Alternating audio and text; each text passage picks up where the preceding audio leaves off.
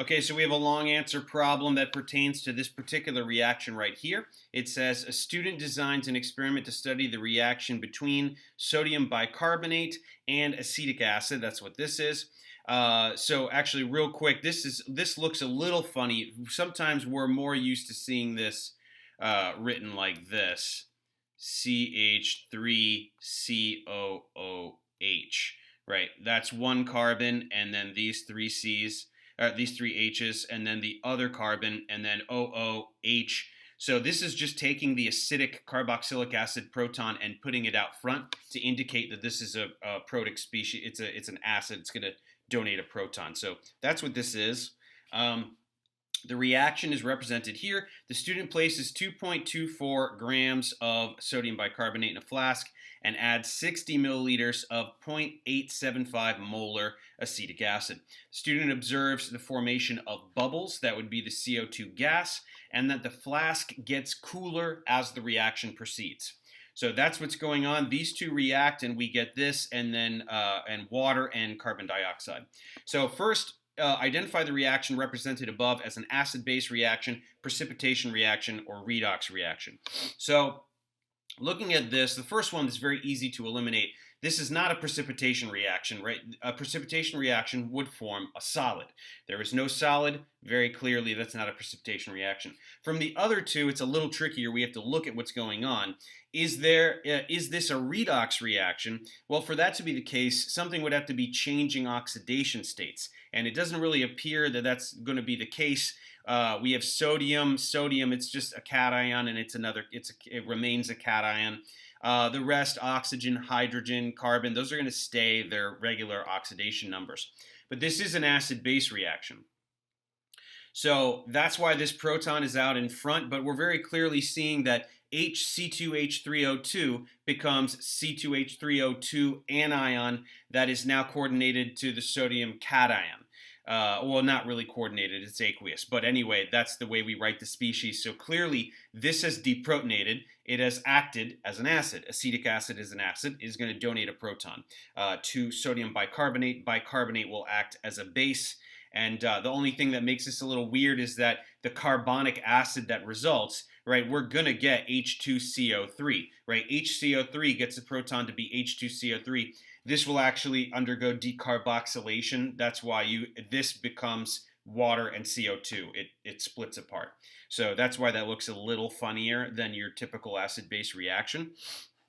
Now, based on the information above, identify the limiting reactant. So we have, shouldn't be too hard, right? We want to get moles. We want to compare moles, right? 2.24 grams of sodium bicarbonate. So 2.24 grams times 1 mole over, if we add up all the atoms, we get 84 grams as the molar mass. So we'll do 1 mole over 84 grams. And we get 0.0267 moles of NaHCO3, right? Then for the other one, we just have a slightly different calculation. We have a volume and a concentration, so we should be able to get moles with that just as well. So we're going to do 60 milliliters times 0.875. Now that would be moles per liter, but we have milliliters right here, so either you could have changed milliliters to liters first, or you can just plug this in and just make sure you put 1,000 milliliters instead of 1 liter. That also would have been fine. But anyway, milliliters will cancel and we'll get 0.0525 moles of HC2H3O2. So we have moles of this, moles of the other thing. They are in a 1-to-1 ratio, so whichever one runs out first, right? Whichever one there's less of, it's going to run out first. We don't have to worry about any stoichiometric ratio. So clearly there's less sodium bicarbonate. This is the limiting reagent right there. C, the student observes that the bubbling is rapid at the beginning of the reaction and gradually slows as the reaction continues. Explain this change in the reaction rate in terms of the collisions between reactant particles. So the rate of reaction depends on concentration, right? The more reactant particles there are, the higher the probability that a collision will occur. So that's why the rate steadily drops as the reaction proceeds, because as there are fewer and fewer reactant particles left, it takes longer and longer for a collision to occur because there's fewer of them in the same size vessel. So really, this is pretty straightforward, right? We're just saying, it's just seeing if we understand that as concentration goes down, rate goes down, right? So we can see this. Normally when we're running a reaction, we can't see what's going on. But here we're producing a gas. And so this makes it easy for us to see macroscopically with our eyes. CO2 bubbles up a lot, and then the bubbling gets slower and slower and slower and slower until when we don't see any more bubbles, it's done. Right? So as the concentration goes down, the rate goes down. That should be very straightforward. Now here, in thermodynamic terms, a reaction can be driven by enthalpy, so energy exchange, entropy, dispersal of matter, or both.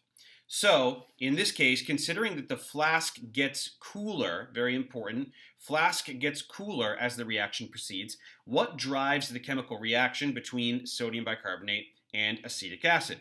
And we want to circle enthalpy only, entropy only, both enthalpy and entropy.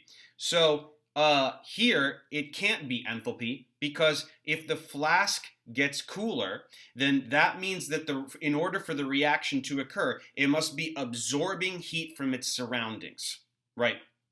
So the flask is at some temperature, and the reason the flask gets cooler is that heat has gone from the solution into the reactant molecules to make the reaction go.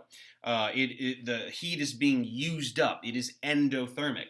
So if this is spontaneous, the only way for it to be spontaneous is for entropy to be the driving factor.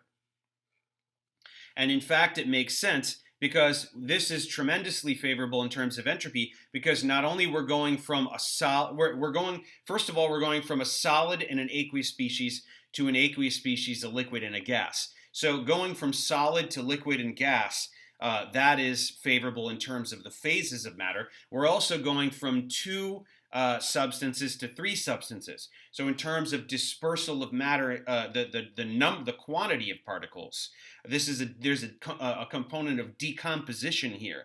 The decomposition is entropically favorable because matter is being dispersed. So certainly this is entropically favorable. And then it just wants you to justify this in terms of delta G. All this is asking is you want to be able to write this.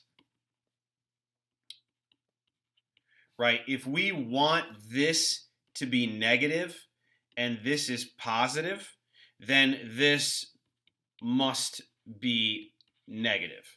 Right? If we have a positive delta H and we know that we have to get a negative delta G, then this must be not negative, positive. Right? Entropically favorable is a positive delta S.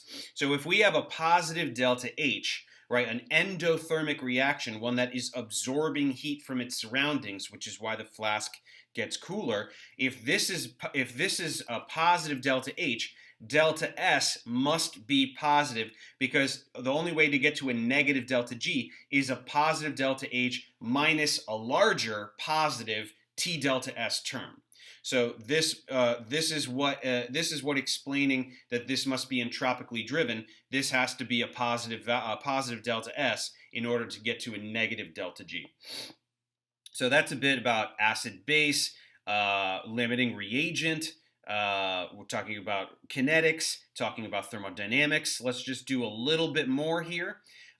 This is saying the bicarbonate ion has 3 carbon to oxygen bonds. Is some kind of CO connectivity. 2 of the carbon-oxygen bonds have the same length, and the third carbon-oxygen bond is longer than the other 2. The hydrogen atom is bonded to one of the oxygen atoms. So we want to draw a Lewis diagram, or more than one, for the bicarbonate ion that is consistent with this information. And so how are we going to do that? Well, we're going to do this. Carbon likes to make 4 bonds. So it is going to do so, and then we can fill in the lone pairs here.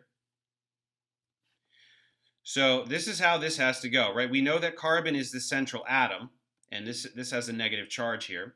And so carbon makes 4 bonds. 4 bonds to 3 atoms means one of them's got to have a double bond.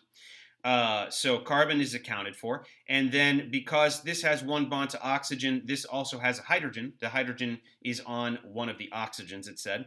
This has 2 bonds, so this one is neutral. This only has 1 bond, so this oxygen is contributing 7 electrons to this diagram, which is 1 more than its valence of 6. So that has a negative charge. Now we can also draw the other resonance structure.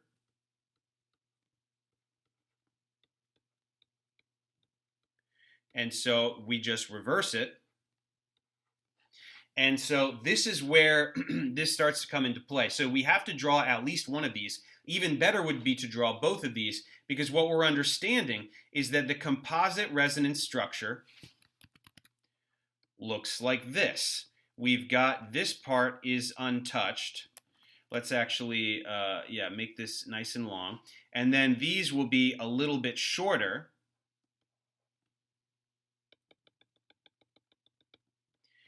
We can see that the negative charge is delocalized around this portion of the molecule. This is the composite, right? And the composite is what is actually reflective of reality. Individual resonance structures do not exist. They're very useful for talking about a compound and representing reactions.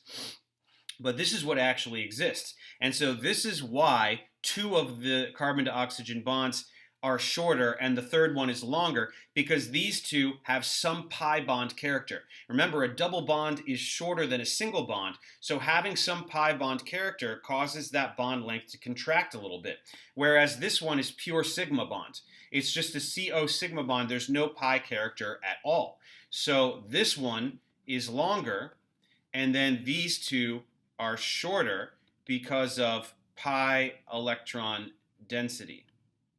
Right? It's not a full pi bond. It's like half a pi bond for each, but that still does make it contract a little bit. So we do want to be able to draw these Lewis diagrams. And then the last thing, a student prepares a solution containing equimolar amounts of acetic acid and the acetate ion. The pH of the solution is measured to be 4.7. The student adds 2 drops of 3 molar nitric acid and stirs the sample, observing that the pH remains at 4.7.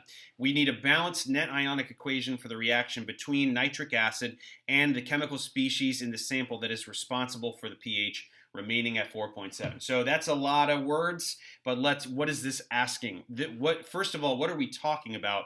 We're talking about a buffer solution. 4.7 is the pH. We add some strong acid, only 2 drops, but if we are adding strong acid, we would expect the pH to drop. However, it does not. It remains at 4.7. That means this is a buffer solution. As we know, a buffer solution is one in which we have roughly equal amounts of some weak acid or base and its conjugate. And that's this. Acetic acid is a weak acid, and we have its conjugate, the acetate ion. So which species is responsible for this? So if something is neutralizing acid, right, we're adding a strong acid, then the thing that is responsible for maintaining the pH must be the base, right? The base, the component of the buffer solution that is responsible for maintaining, for neutralizing the acid must be the base, right? So that would be C2H3O2 minus, right? We have acetic acid and the acetate ion. Acetic acid is the acid. The acetate ion is the base. And so this is what's going to interact. And now this is interacting with obviously not nitric acid itself, because as soon as you put a strong acid into aqueous solution, it's going to protonate all the water molecules it can. Right? So every nitric acid molecule, right when it goes in, it's going to protonate a water molecule. And so that's going to give us hydronium. So we do want to put hydronium right here.